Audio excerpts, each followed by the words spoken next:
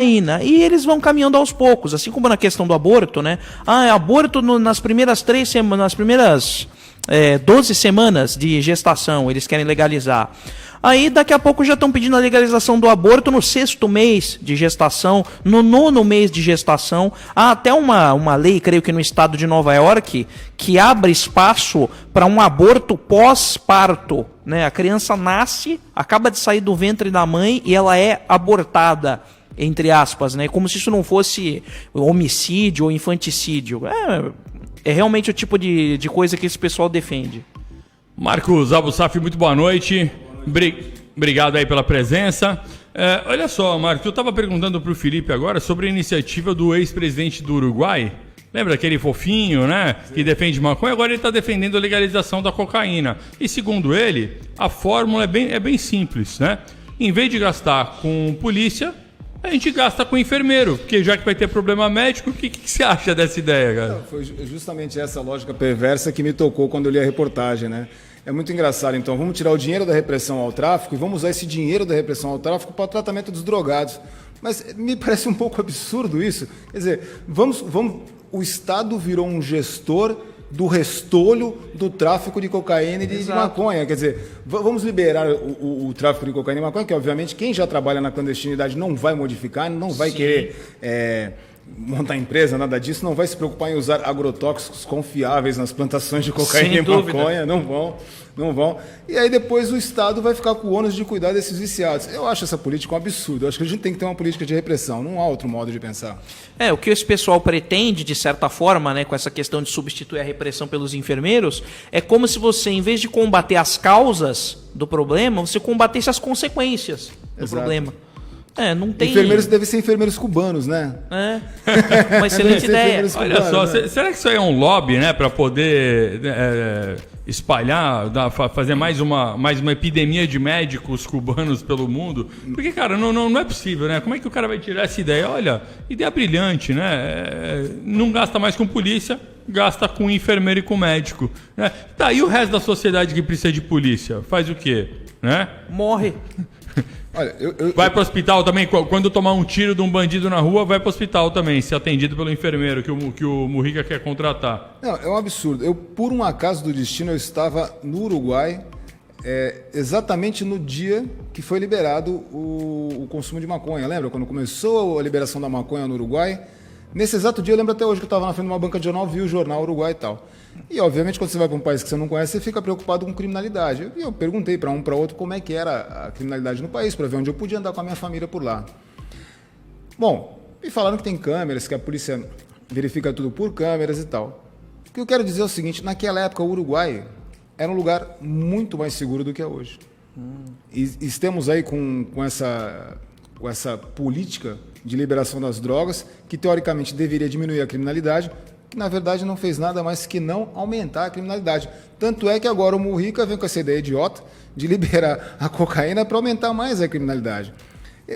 Quando você falou dos médicos cubanos, acho que talvez tenha até algo subjacente a isso. Antes dos médicos cubanos, a gente tem que ver qual é o interesse das Farc junto com o Mujica para a liberação da cocaína.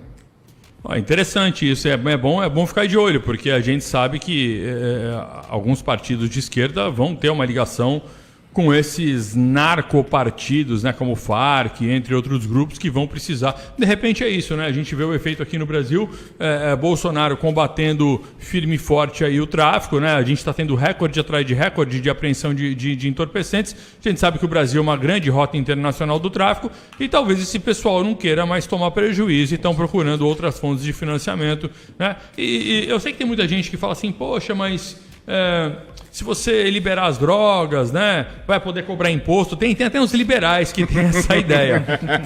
Não, o liberal fala que é bom liberar as drogas para cobrar imposto. Eu imagino um anarcocapitalista falando isso. Não, vamos liberar as drogas para cobrar imposto das drogas. Não faz muito sentido, né? Não faz nenhum Até porque, sentido. olha, segundo, né, o nosso direito tributário atual, o traficante já paga imposto sobre a renda que ele aufere com o tráfico de drogas. Basta que o Estado descubra que ele está ganhando dinheiro. Se ele falar que não, esse é dinheiro do tráfico, ele não é isento por causa disso. Pois é, a questão das drogas ela é bem complicada, né? Eu acho que assim, do ponto de vista individual, se um sujeito quer se drogar, eu até entendo que ele pode ter esse direito. O problema é que quando você libera drogas achando que vai acabar com o comércio ilegal, você tem uma ilusão e um problema muito grande aí. Porque imagina só, você acha que aquelas pessoas que já estão na criminalidade, se financiando com o dinheiro de droga, você acha que simplesmente o cara que trafica drogas, ou seja, aquelas milhares de pessoas que trabalham para o crime, do nada eles vão virar empresário, vão fazer um curso do Sebrae e vão abrir uma barraca na feira de vender cocaína e maconha. Pô, é lógico que não, senhores, é lógico que não. Ele já está ali na criminalidade. O crime desse tipo existe para financiar operações ilegais. Ninguém vai querer se legalizar para poder pagar imposto, né, e tomar uma mordida do Estado. Então você pode, quando você legaliza a droga, você não elimina o comércio ilegal e o crime continua. Isso é uma grande ilusão. Você, na verdade, amplia essa questão. E os médicos cubanos, né, só para fazer um parênteses rápido aqui, já que entrou no assunto, percebam só, tem de fato uma medicina interessante em Cuba. Tem, de fato, ali alguns aspectos positivos. Tecnologia, eles são uma porcaria, né, cara? Os caras vivem ali numa condição muito ruim. Mas em relação àquela medicina da família, que é a única experiência que eles podem vivenciar, a única experiência prática é ser médico da família na casa dos outros. Já que não tem tecnologia, é o que resta a eles. Mas se vocês perceberem, Cuba fez uma coisa impressionante do ponto de vista do capitalismo. Eles inventaram a franquia comunista. Porque eles exportam médico, exploram a mão de obra e ainda vão espalhando um pouco da ideologia pelo mundo, porque vão mandando esses médicos cubanos para países que passam por certos problemas. Aquele cidadão que está ali sendo atendido, ele fala, pô, eu estava aqui sem médico, agora tem um médico cubano, é melhor um cubano do que médico nenhum. E o sujeito vai começando a abraçar um pouco, Cuba não deve ser tão ruim assim, entendeu? Ao mesmo tempo que é uma fonte de renda para o regime cubano, porque esses médicos são pagos a peso de ouro pelos países que os recebem, embora o governo, né, que contrata esse serviço com Cuba seja obrigado a repassar algo da ordem de 90% do que é pago para o médico diretamente para o governo cubano. Eu acho que é 75%, 70%. É um negócio absurdo. É uma exploração de mão de obra, né? Exploração de mão de obra. É aquela história, expectativa, comunismo sem exploração da mão de obra, realidade, franquia comunista explorando o proletariado, porque se tem um sujeito que é um proletariado, né, no sentido exato da palavra, é o médico cubano. O que ele tem a oferecer a não ser a própria prole para fornecer mão de obra, né? Exato. No comunismo nenhum patrão explora você, só o Estado explora todo mundo, né? Pois é. Bom, vamos ver aqui, tem um comentário aqui. Deixa eu ver quem é que está comentando. Espera aí. É o Marcos. O Marcos está comentando aqui. Ele está falando, boa noite, segue o cumprimento do príncipe herdeiro Dom Bertrand ao recém-nomeado professor Rafael Nogueira. É verdade, Dom Bertrand mandou as congratulações aí ao professor Rafael Nogueira, que foi nomeado presidente da Biblioteca Nacional. Muito, muito bom. Eu estava comentando isso no começo do programa aqui. Rafael foi abduzido do nosso programa, ele e Marcelo Gonzaga, né? Bom, vamos entrar aqui na segunda pauta de hoje. Eu estava vendo o deputado Felipe Barros. Eu não conhecia ele, mas nos últimos tempos passei a acompanhar. Ele é do Paraná, do PSL do Paraná. Está na ala dos bolsonaristas e não na ala dos traíras. E ele apresentou um projeto na semana passada que visa a proibição das greves feitas por estudantes em instituições públicas. É o PL 6252 de 2019. Esse projeto prevê a expulsão de qualquer estudante que aderir ao movimento grevista. Segundo o projeto, será considerada a greve um movimento de interrupção coletiva não eventual das atividades escolares por parte dos alunos, né? E o estudante que for expulso por fazer greves não poderá fazer matrículas em outras instituições públicas por 2 anos. Olha, eu nunca entendi greve de estudante. Para mim, uma das coisas mais ridículas que eu já vi é greve de estudante. E agora, greve de trabalhador eu até entendo, né? Você pode ter ali uma situação adversa que exija uma greve. Eu acho que o direito de greve é justo. Sim. Ainda que a gente tem visto um mau uso disso, um aparelhamento político. A política está na frente das questões trabalhistas. Mas, enfim, ainda assim eu reconheço que como direito de greve faz parte da vida. Agora, estudante fazendo greve, o cara se matricula numa universidade pública. e aí vai paralisar a aula e depois a gente paga para repor, né? O que você achou dessa medida, Felipe? Você acha que é um bom projeto de lei? Proibir greve de Eu estudante? acredito que sim, por uma razão muito simples. Não existe nenhuma relação trabalhista entre o estudante e a universidade. E principalmente no caso da universidade pública, é grave porque eles estão estudando com o dinheiro dos impostos que todo mundo paga. A sociedade está custeando a universidade pública. E por quê? Porque gosta de distribuir diploma para todo mundo? Não, porque espera-se que a produção da universidade pública vai ser útil para a sociedade. Essa é a única finalidade social possível que justifica a existência de uma universidade pública.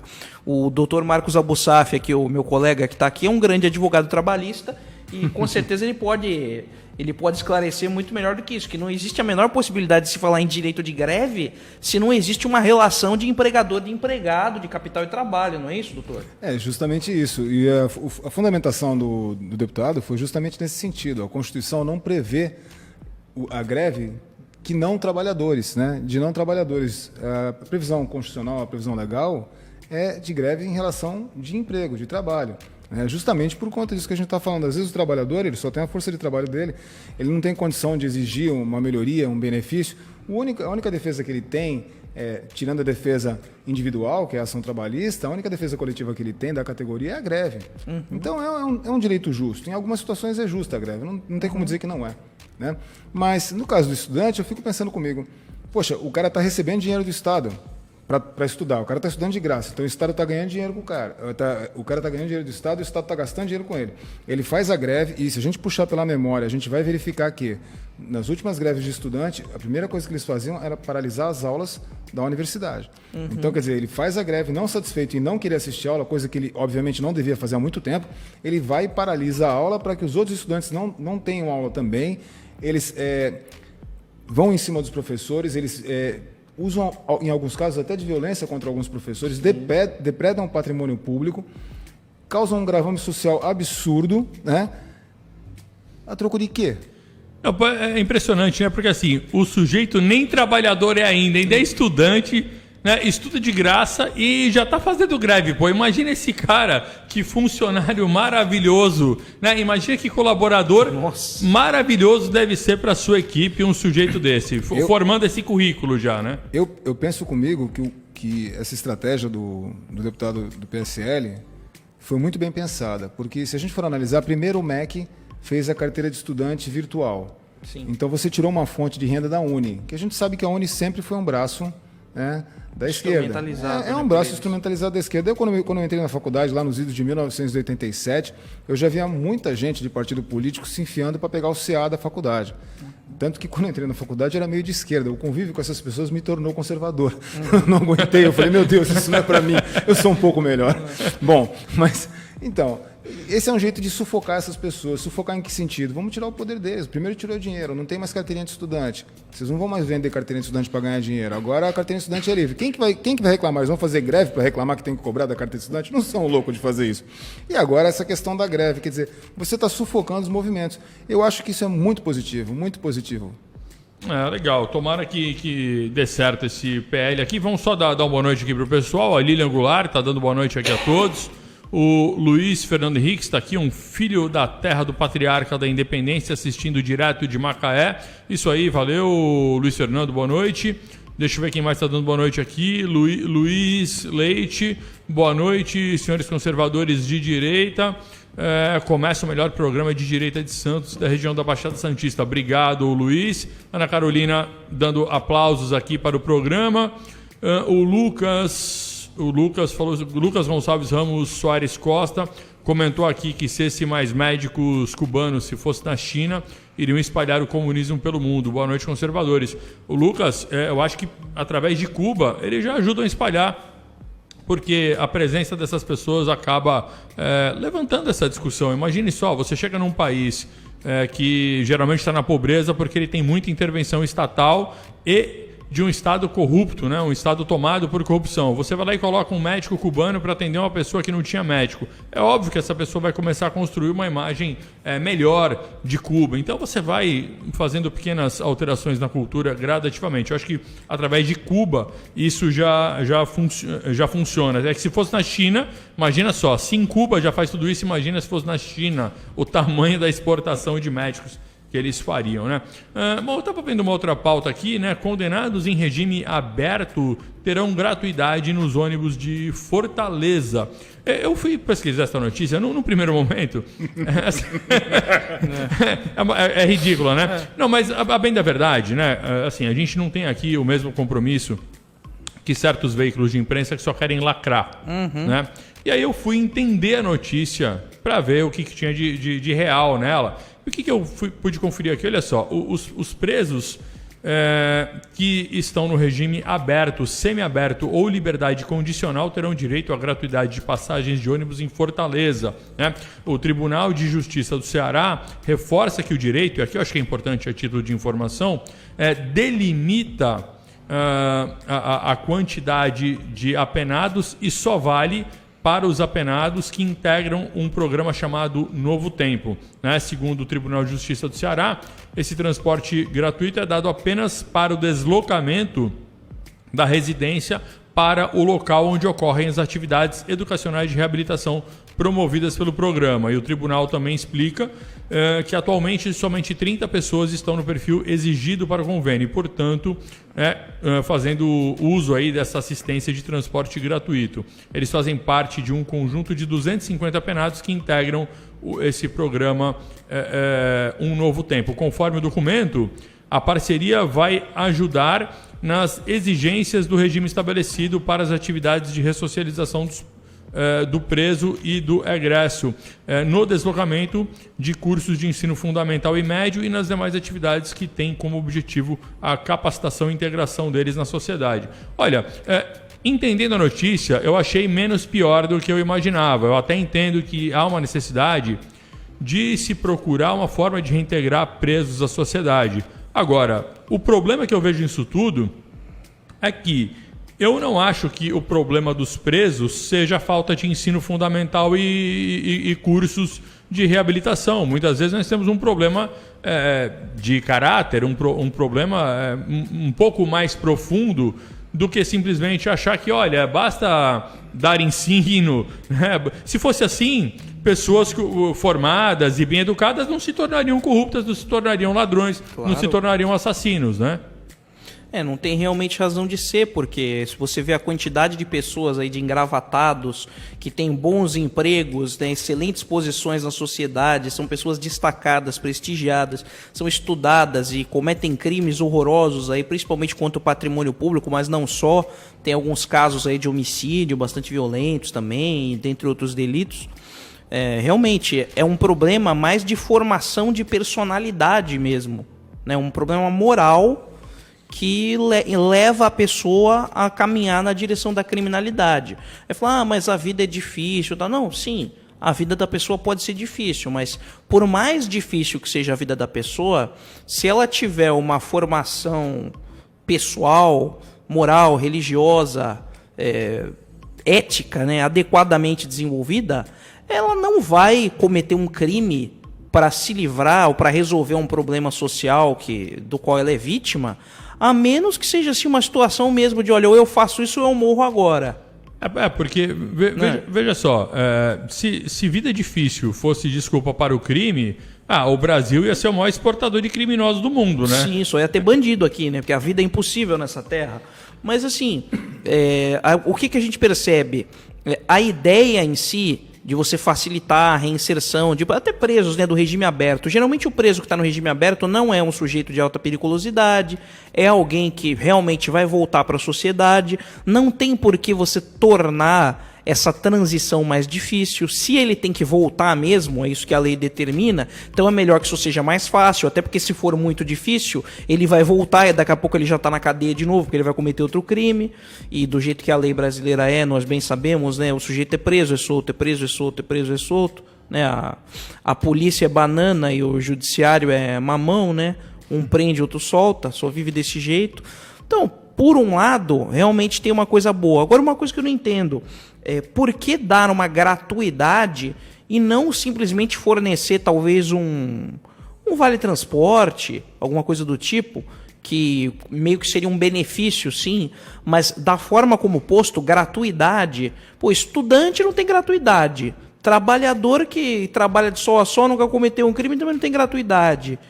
Aí, se você desse um benefício em pecúnia, em dinheiro, alguma coisa para eles poderem fazer essas viagens, tudo bem, eu até entenderia, mas gratuidade soa mal, né? Parece que o poste tá mijando no cachorro mais uma vez. Eu acho que o efeito da formação moral pode acabar invertendo a ordem das coisas, porque o sujeito fala assim, eu não me reinseri na sociedade porque o Estado não me deu essa oportunidade, né?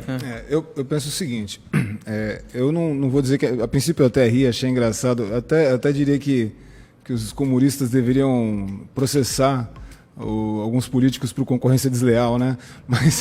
Mas depois, analisando quando você explicou a notícia, né, com mais clareza, eu verifico que a atitude é positiva. Porém, o que eu me pergunto?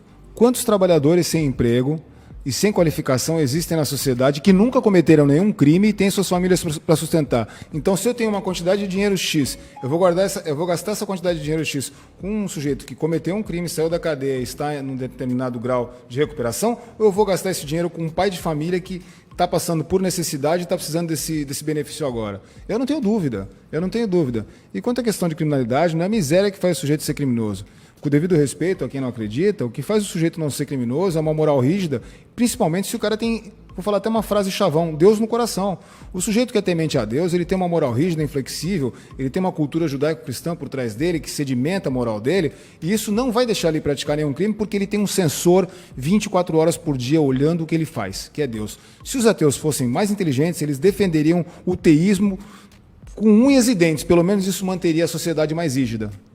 É verdade. Senhores, 2 minutinhos agora para os comerciais e na volta tem muito assunto legal aqui. Vamos falar do Dirceu tramando no submundo, querendo formar uma rede de inteligência comunista. Vamos falar do Brasil Paralelo, que será exibido nas escolas, né? Vamos falar da Joyce, que foi líder por alguns segundos do PSL e ficou #chateada. E tem muito mais aqui em 2 minutinhos de volta à Hora Conservadora. Até já! Você está ouvindo a Hora Conservadora aqui na Litoral. Hora Conservadora. Litoral. Aqui você ouve Lindsey Buckingham.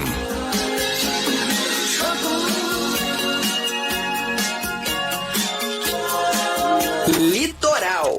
Minuto do Bicho, com Manu Karsten. Nosso ouvinte, Diego Leonardo, escreve contando que morava em Salvador com seu Yorkshire, mas há 2 meses se mudou para São Paulo com ele. Para não deixá-lo tanto tempo sozinho, tenho deixado, Manu, ele numa creche. Como saber se ele está sendo bem tratado lá? Diego, muito boa sua pergunta, viu? Realmente, a gente deve nos certificar de todas as maneiras que a gente pode que eles estão sendo bem tratados. A primeira coisa é seguir indicações. Quem tem cães que já frequentaram a creche, gostou, tem histórias para te contar, isso é muito importante, a gente seguir indicações. Muitos lugares hoje em dia tem câmeras em que a gente pode olhar como os nossos cães estão na hora que a gente quer. Se eles não tiverem câmeras, peça para eles te mandarem vídeos dela interagindo com outros animais, comendo, dormindo, e aí você pode comparar o comportamento dele habitual com esse que chegou para você. Veja como é que tá a atitude dele, se ele tá alerta, se ele tá alegre, se ele tá disposto, isso é muito importante. Outra coisa, quando você vai deixá-lo na creche, como é que ele chega? Chega feliz, chega animado ou se encolhe todo, não quer sair de jeito nenhum do carro? E quando ele encontra as pessoas que ficam com ele durante o dia, como é que é essa recepção? Como é que ele vai com as pessoas? Eles conseguem dizer muito pra gente nessa hora, viu? Outra coisa, faça visitas repentinas na creche, tá? Porque daí você vai conseguir ter noção das condições sanitárias. Veja se tá tudo limpo, veja como é que estão os potes, as vasilhas de comida, como é que eles fazem a hora da alimentação, como é que tá o esquema de limpeza do cocô, do xixi. Veja se tem vários canis abertos, como é que é? Os cães ficam soltos, ficam presos, como é que funciona? Melhor coisa é, de repente, você chega para uma visita e aí você consegue ter um panorama muito mais real do que acontece quando você não está lá. E se for uma pessoa idônea, que faça a coisa da melhor maneira, não terá nenhum problema em você chegar de repente,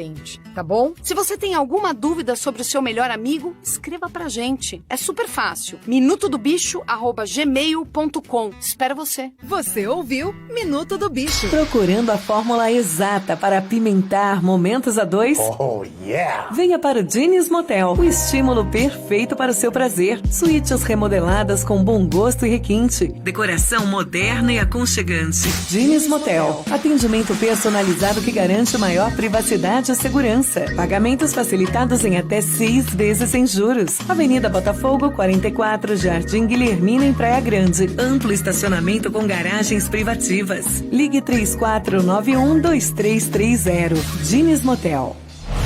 Em 2020, o Kiss faz a sua última turnê mundial. E você vai com a Litoral neste show.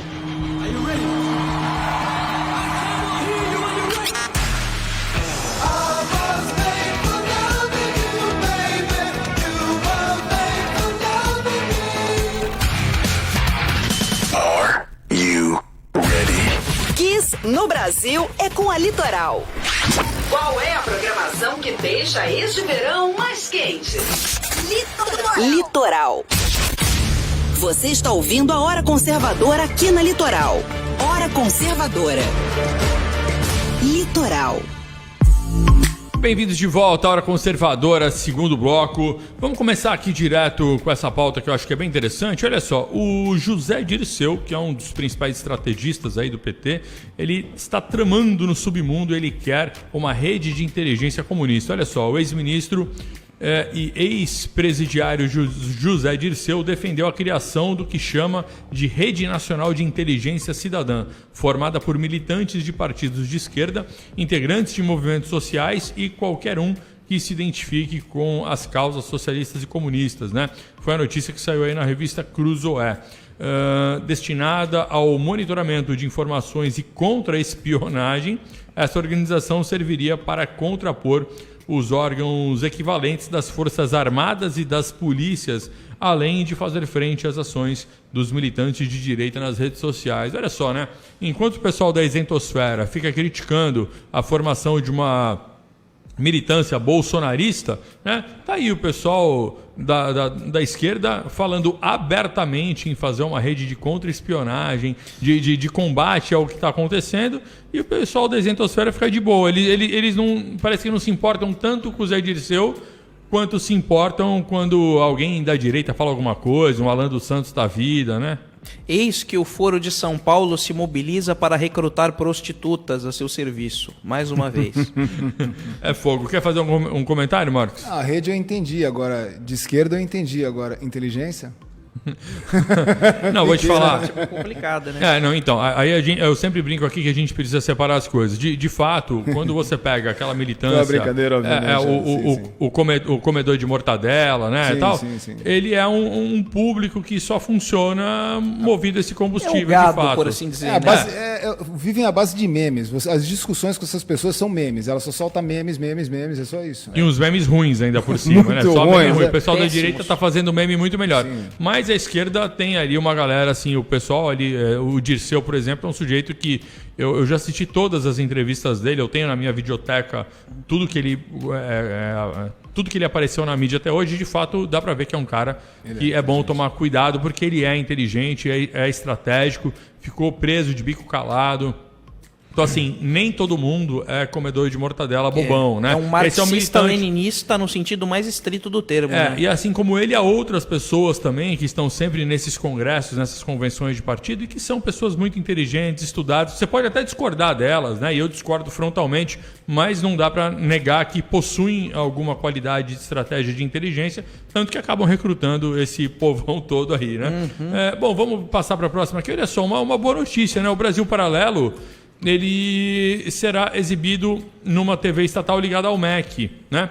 A primeira coisa que eu quero levantar sobre esse ponto aqui é que teve uma jornalista, deixa eu achar o nome dela aqui na minha pauta.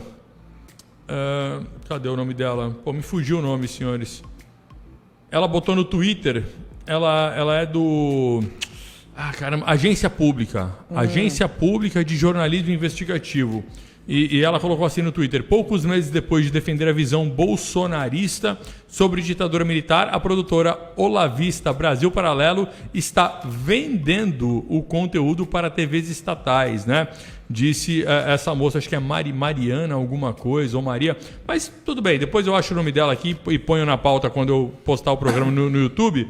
Mas vejam só, essa moça, ela é editora e coeditora dessa agência pública de jornalismo investigativo. E ela não fez a checagem, nem a checagem primária da informação. O Brasil Paralelo cedeu os direitos, não vendeu os direitos, né? E aí na revista Época, a revista Época retratou da seguinte forma lá: Olavo de Carvalho vai aparecer no horário que foi a notícia que ela compartilhou, né? No horário nobre da TV Escola, canal ligado ao Ministério da Educação, comandado pelo olavista Abraham Weintraub, né? O autoproclamado filósofo é um dos entrevistados da série Brasil, a Última Cruzada, que tem 6 episódios, né? E o Olavo aparece logo no primeiro. A coluna, a TV Escola afirmou que a série faz parte da variedade de conteúdos que a TV quer oferecer na sua programação e que o programa não tem custo para a emissora, né? A mídia está tratando essa exibição do Brasil Paralelo como um absurdo, né? Dizendo que tem uma visão de direita olavista. Eu acho que eles nunca assistiram o negócio, né? Sem dúvida. Você acha que é uma visão de direita? Eu acho De que é modo uma visão plural, né? O que está ali é simplesmente a verdade histórica sendo discutida por especialistas que conhecem a matéria. Isso que eles estão dizendo não faz o menor sentido. Eu só lamento que esse programa esteja sendo transmitido pela TV Escola, que tem uma audiência baixíssima. Devia estar no horário nobre da Rede Globo de televisão. Mas isso depois a gente vê como é que pode ser feito, né? Marcos, você acha que esse pessoal está estranhando? Eles passaram muito tempo só com uma visão marxista de mundo, né? Sempre fazendo aquela leitura de que o mundo se divide entre opressores e oprimidos, exploradores e explorados. E aí quando vem uma galera que estuda o tema também, que são historiadores sérios, que estão apoiados numa bibliografia séria e vasta, eles simplesmente estão colocando uma visão diferente e o pessoal está estranhando, né? Eles são acostumados com uma visão única, eles dizem que defende a pluralidade, mas só querem saber da visão deles, né? Na verdade eles são intransigentes e intolerantes. A única verdade que importa é a verdade deles. Então qualquer coisa que destoe dessa verdade ou que faça alguém pensar e verificar se essa verdade é realmente verdade, ou então uma visão de mundo de um pequeno grupo que espalhou isso portas afora, eles não gostam, eles não têm esse interesse, eles não querem discussão. Então a realidade plural deles é só a realidade plural que cabe dentro da visão deles. Então qualquer coisa fora da caixinha deles passa a ser ofensivo, porque pode destruir essa visão de mundo, né? Essa visão de mundo que a gente sabe, obviamente, que não tem um fundamento, não tem um sedimento, né? Não tem base, né? Nenhuma. Tudo contra isso aí é discurso de ódio. Você fala alguma coisa, é discurso de ódio. Eu acho até que pode ser útil, né? Imagina, eles têm aquela visão assim: português veio para o Brasil para explorar, matar os índios, escravizar. Eu falo, peraí. Isso, em parte, aconteceu, mas você não pode pegar toda a complexidade da história e resumir somente essa questão materialista. Sim. Eles ignoram toda a questão, né, da ordem de Cristo ter sido formada, dos caras virem para cá, trazerem o Frei para rezar a primeira missa. Enfim, tem toda uma história por trás que o pessoal ignora, como se fosse assim tudo irrelevante. Para ele só importa o aspecto puramente material da coisa. Tem um pano de fundo cultural imenso, do qual o aspecto material é apenas uma nesga, né? Um rasgo de pano só. Vamos supor uma hipótese até absurda. Vamos supor uma hipótese absurda mesmo. Chegam extraterrestres agora no planeta Terra. Nos trazem uma tecnologia maravilhosa que combate o câncer, combate milhões de doenças, resolvem 90% dos nossos problemas aqui. E eles falam assim, não, a gente só vai querer extrair meia dúzia de minerais aí do planeta Terra. E extraem minerais. Daqui a 500 anos, os extraterrestres opressores vieram aqui na Terra e extraíram minerais. Só que, pelo amor de Deus, curaram doença, ajudaram em alguma coisa. Eu me vi no espelho, eu ganhei um espelho, mas eu me olhei no espelho, eu ganhei uma faca, alguma coisa, algum benefício trouxe, troca é isso. Alguém me dá alguma coisa que me interessa e eu dou alguma coisa que interessa a ele. De repente aquilo não interessa para mim, ou nem tem utilidade para mim. Não, aqui o pessoal, eles falam dos indígenas, né? Como se fosse assim... Um bando de ignorantes.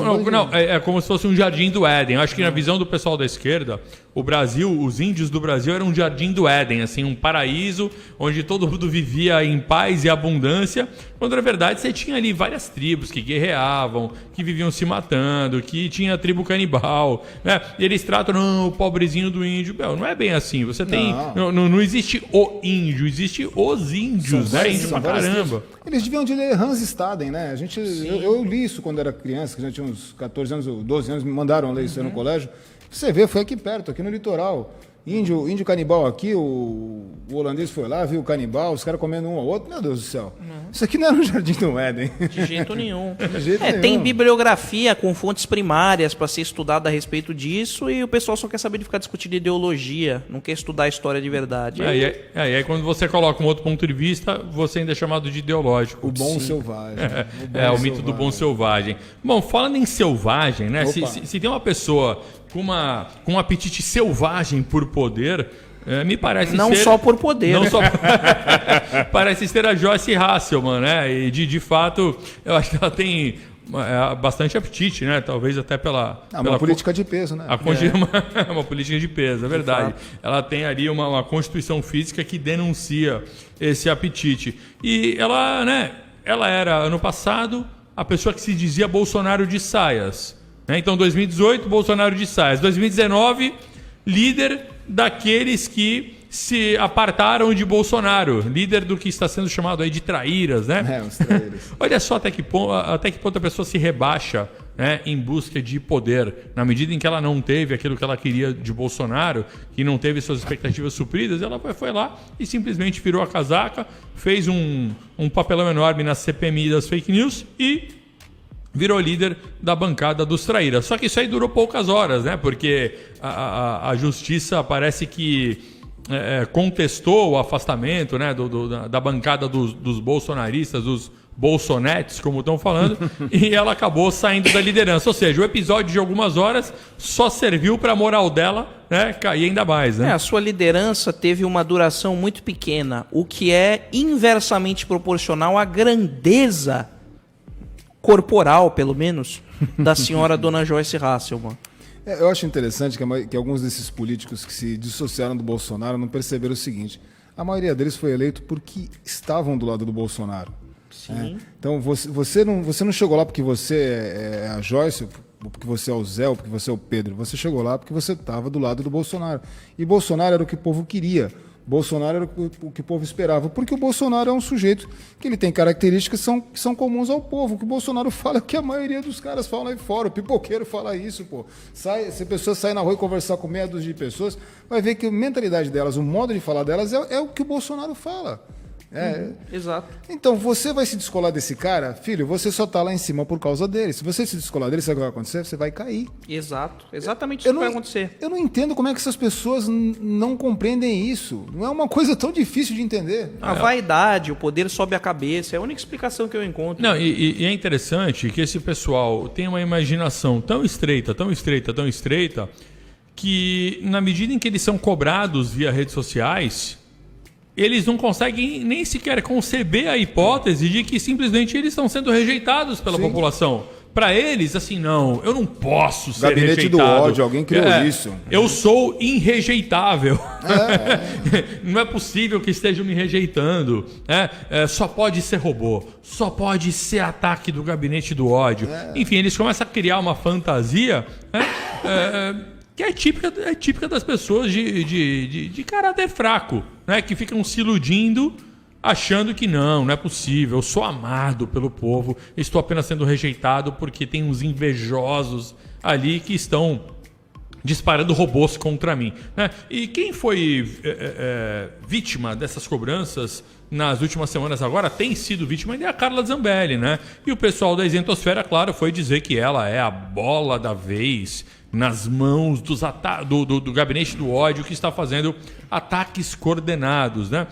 O que esse pessoal não entende é o seguinte: o que está tendo é reação espontânea do público que, certo ou errado, se manifesta, né? contra aquilo que ele desaprova. É muito simples isso. E para Joyce, gente, o que aconteceu foi que não pegou bem para ela pedir uma conciliação, né, para figuras como Alan dos Santos, por exemplo, né, que está sendo aí direto, está sendo alvo de Diego Rox, de Nando Moura, de Felipe Moura Brasil. Ou seja, o cara que está sendo alvo, ela vai lá e pede pro cara: por que você não para de reagir e vai lá bater um papo?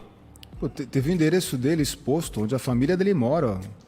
E veja, o Alan dos Santos. E aí eu não vou nem entrar no mérito se o Alan tá certo ou tá errado, mas caramba, você vai pedir, se você quer apaziguar uma treta, você vai pedir para quem tá batendo parar de bater, ou você vai pedir para quem tá apanhando parar de reagir? É óbvio que não ia pegar bem para ela, né? Então ela acabou aí sendo cobrada, e eu me lembrei do episódio em que ela foi para a China, né? Logo no começo do mandato, ela deu ela deu uma de Joyce ali, mais ou menos, né? Foi pra China, o professor Olavo fez umas críticas e ela já botou as garras de fora. Ali, né, você já vê o caráter da pessoa transparecendo. Mas ela, mais esperta do que todo mundo, não se afastou ainda de Bolsonaro, não. Só deu essa escorregada. Talvez nem aí. se afaste. O povo brasileiro é muito personalista, né? Tem muito essa característica na nossa política.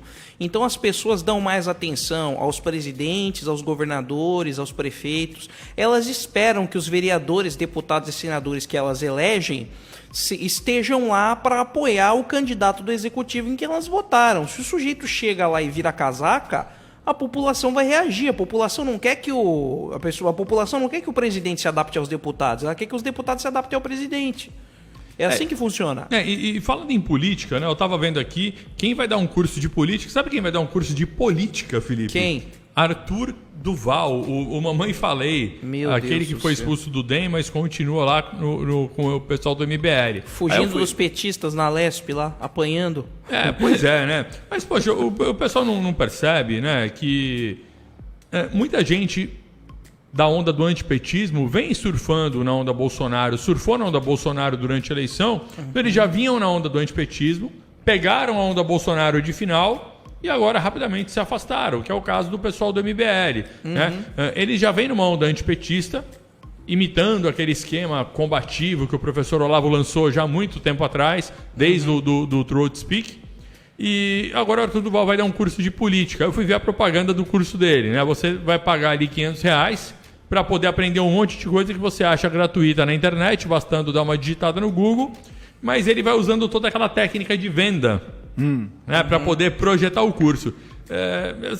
Veja, o que você pode aprender de política com um liberal, meu? A única coisa que os liberais de sucesso sabem fazer é promover a própria imagem, porque o trabalho deles raramente tem uma efetividade. Muito raro sair um Marcel Van Hatten da vida, que ainda consegue fazer uma atuação ali minimamente relevante. Arthur Duval fez o que na Lesp até agora? Que eu saiba nada. Gente, pode parecer absurdo o que eu vou falar para vocês, mas se vocês querem aprender política, né? Isso que vai ver nesses cursinhos, Nando Moura. Nando Moura vai ser entrevistado especial do curso de política. O que esses caras sabem fazer é promoção da própria imagem deles. Né? Você quer aprender sobre política? Vai estudar o Zé Dirceu, vai estudar o Renan Calheiros, vai estudar o Paulo Maluf, vai estudar essas figuras. Esses caras manjam do negócio. Uma biografia de Churchill, por exemplo, eu pessoalmente nunca li, mas alguns amigos já leram, tenho até interesse em aprender um pouco mais. E tem figuras que, mesmo que sejam figuras detestáveis, você precisa reconhecer que essas pessoas são altamente capazes, tanto que passaram anos fazendo um monte de sacanagem, né? E Renan Calheiros só virou réu na Lava Jato agora. Agora só. Olha quanto tempo esse cara consegue se manter no poder. Então, assim, essas figuras entendem de fato de política. Né? Por quê? Porque estão ali no jogo e ganhando o jogo. Tudo bem, ganhando para o nosso azar, porque não são o tipo de político que a gente elegeria. Pelo menos não nós aqui da Hora Conservadora. Mas são pessoas que entendem a mecânica do jogo. Né? Essa galerinha liberal, eles entendem do quê? De promoção pessoal. Tanto que o primeiro curso que o Arthur vendeu foi um curso de comunicação para o sucesso. Mas eu acompanho o Ítalo Marcilli e desde a primeira vez que eu vi alguma coisa dele, eu percebi profundidade nele. Eu falei, esse cara fala umas coisas que... O Ítalo, desses influenciadores que são mais ou menos coach, O Ítalo, pra mim, é o único que se salva, um dos poucos, não vou falar o único. Mas o Ítalo é um dos poucos que se salva, porque ele de fato faz um trabalho consistente. Você percebe ali que ele pega aquela teoria das camadas da personalidade do professor Olavo, monta um trabalho feito para estimular o sujeito a sair de uma camada 4, que é a camada dos afetos, a camada do mimimi, ir para uma camada 5 e depois, quem sabe, chegar na 6, que seria a camada mínima de um adulto, né? E numa dessas, nos podcasts dele, eu vi uma conversa dele com o Nando Moura. E é impressionante como você vê a diferença de profundidade entre uma pessoa e outra. Uma pessoa fala com profundidade, você sabe que ela conhece, que ela absorveu, que ela tem aqueles assuntos dentro dela, ela apreendeu. Agora o Nando Moura, cara, não sei, velho. Mas é o que tu falou, esses caras surfaram na onda do bolsonarismo, na onda da nova direita, só que eles não se aprofundaram, eles não criaram base. O Nando, né, é um caso impressionante, porque ele diz que é aluno do professor Olavo desde 2005 e ele conseguiu ser um fenômeno, né? Porque, pro cara estudar... Parece que não aprendeu nada, né? Não, parece não aprendeu nada, né? Ele disse que leu quase todos os livros do Olavo. Tá na cara que ele não entendeu. Tá muito... Sim, pra quem lê o Olavo, pra quem estuda o Olavo, você vê o Nando Moura falando, tá na cara que a única coisa que ele aprendeu foi fazer aquele uso superficial da linguagem, que era o que o professor Olavo fazia aquele raciocínio preciso como de Aristóteles e usando uma linguagem de Alborguete. Exato. O Nando Moura basicamente fez quase isso, porque raciocínio de Aristóteles passa longe daquele cidadão, né? Mas de promoção pessoal ele é muito bom. Então vejam aí vocês, né, acompanhando vários influenciadores, percebam que algumas pessoas possuem apenas uma retórica vazia. Então, o próprio Arthur Duval, a própria Carla Zambelli, são retóricas vazias. Eles estão sempre trabalhando em cima de despertar e explorar sentimentos em cima das pessoas. Então, ele vai lá, poxa, o pessoal não gosta do PT. O que eles fazem? Provocam o PT, lacram para cima do PT. E assim vão ganhando a simpatia do público. É uma retórica vazia, né? Não passa disso, não aprofunda. E a gente agora... perto de uma eleição, de novo, né, já está chegando 2020, a gente precisa que a militância de direita amadureça. E para amadurecer é preciso estudar e se aprofundar um pouquinho, né? Bom, vocês viram o ministro da Educação, né? Ele tinha falado que o pessoal na universidade plantava maconha, aí acusaram o ministro de não ter provas. Pô, não é que ele apresentou um negócio aqui? Olha só. Olha só, né? Deve ter sido uma tarefa difícil, hein? Segundo a nossa legislação processual, pode-se dispensar a prova de fatos notórios. Olha só, o ministro da Educação, ele reafirmou ontem, quarta-feira, a existência de plantações de maconha em laboratórios de produção de drogas nas universidades federais. Para embasar a fala, o ministro exibiu uma série de reportagens sobre o tema. A declaração foi dada à Comissão de Educação da Câmara dos Deputados, onde o ministro foi questionado por parlamentares por mais de 7 horas para esclarecer a entrevista concedida por ele no fim de novembro, quando a Aitraub declarou pela primeira vez que universidades são feitas para doutrinação e tem plantações de maconha. Ou seja, ele tinha dito, duvidaram do cara, chamaram o cara para poder ser questionado, e ele falou e trouxe a reportagem.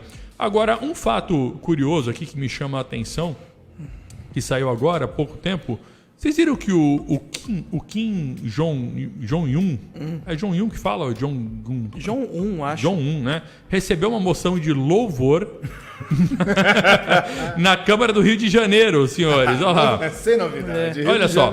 Não, Rio de Janeiro, pelo amor de Deus. Olha lá, homenagem foi apresentada no fim de novembro pelo vereador Leonel Brizola, do PSOL. Nunca ia imaginar que ia ser do PSOL isso aí. E aí abre aspas aqui, olha só a fala do nobre vereador. Por todo esforço de seu povo e de seu máximo dirigente, excelentíssimo senhor Kim Jong-un, na luta pela reunificação da Coreia e a necessária busca da paz mundial, diz a moção de louvor e reconhecimento datada de 29 de novembro. Uma homenagem semelhante já foi feita ao embaixador da Coreia do Norte em Brasília. Olha só. Como é que a Câmara de Vereadores do Rio de Janeiro aprova uma merda dessas, né? Com perdão da linguagem. Pô, vocês acham que é vantagem reunificar a Coreia do Sul com a do Norte? Só se a do Norte sumir e virar tudo Coreia do Sul. Eu fico imaginando as pessoas fugindo para a Coreia do Norte, né? Eles deviam de construir um muro para evitar que as pessoas vão lá para dentro. Isso Os coreanos do Sul devem estar desesperados para ir para a Coreia do Norte. Com certeza. E falando em coisas caricatas, né? Isso aqui fica no nível do caricato. O Lauro Jardim, aquele colunista do Globo, tudo bem que o Lauro Jardim, a credibilidade dele já tá tão boa quanto a do Nelson Rubens, né? Mas ele diz que o Alexandre Frota está rompendo com o Dória, porque não se sente reconhecido. Que curioso, não? Era a mesma reclamação dele. Ele não se sente reconhecido? Ele não se sente reconhecido. Olha, eu não vou tecer comentários a respeito disso, entendeu? Porque pode soar como homofobia e isso daí não pega bem hoje em dia. Melhor não falar nada. Você acompanhou esse caso, Marcos? Olha, esse caso em especial eu não acompanhei, mas... Graças a Deus. Graças a Deus. Eu vou dizer que até que eu me afasto de certos assuntos, especialmente em alguns tipos de políticos, que, pelo amor de Deus, não tem nada de positivo, né? Impressionante. Senhores, é fogo. Mas o Alexandre Frota já era previsto, né? Ainda que eu não confie muito em coluna de Lauro Jardim, que ele está sendo um campeão aí de fofoca, mas vindo isso de Alexandre Frota já era previsível. Agora teve uma notícia esses dias aqui, na nossa Baixada Santista, do jornal mais famoso aqui da nossa região. O único. Falando que o BAEP, né? Um batalhão aqui da Polícia Militar, foi o que mais matou pessoas no estado de São Paulo. Matou 26 pessoas agora nesse começo de ano. Veja só, eles colocam a notícia, né? É aquela notícia que é colocada de um jeito que vai parecer que o pessoal vai achar ruim, aí você entra lá nos comentários e o pessoal tá aplaudindo, né? Mas por que o pessoal teima em tentar passar uma imagem ruim da polícia? Estamos de final, já que não faz muito sentido realmente, né? Por mais que eles tentem, a população é tão vitimada pela criminalidade que quando ouve falar que mataram 26, o que ela espera é que matem 260 logo. Que é mais do que matem mesmo. Eu lembro daquela matéria que teve do rapaz da Ana Hickman que matou. Sim. Fizeram uma homenagem pro sujeito que executou um rapaz, tá defendendo. A polícia matou um fã, matou um fã. Ou seja, um assassino sequestrador agora é um mero fã. Essa manchete, ela só diz respeito a uma coisa, ela só mostra a qualidade de quem a fez, só isso. A única validade dessa manchete é para mostrar a qualidade de quem escreveu. Podridão moral do autor. Infelizmente, muitos jornalistas estão confundindo o jornalismo informativo com militância e acabam fazendo essas porcarias, né? O sujeito vai lá e fala o BAEP matou 26 pessoas. Eu fico pensando, será que essas pessoas, por acaso, eram criminosos e estavam dando tiro na polícia? Será? Senhores, o Geraldo Júnior já está me avisando aqui que chegamos ao fim de mais uma hora conservador, o seu programa de direita conservador e anticomunista nas ondas da internet. Muito obrigado, Geraldo Júnior, aqui, comandante da mesa. Obrigado, Felipe Ribeiro. Obrigado, Marcos Abussaf. Boa noite. Obrigado a você que nos acompanhou até agora. Se você gostou do programa, compartilhe aí nas redes sociais e conta para todo mundo que aqui na Litoral FM tem um programa Hora Conservador, o seu programa de direita conservador e anticomunista. Um abraço, fiquem com Deus. Valeu! Você ouviu Hora Conservador.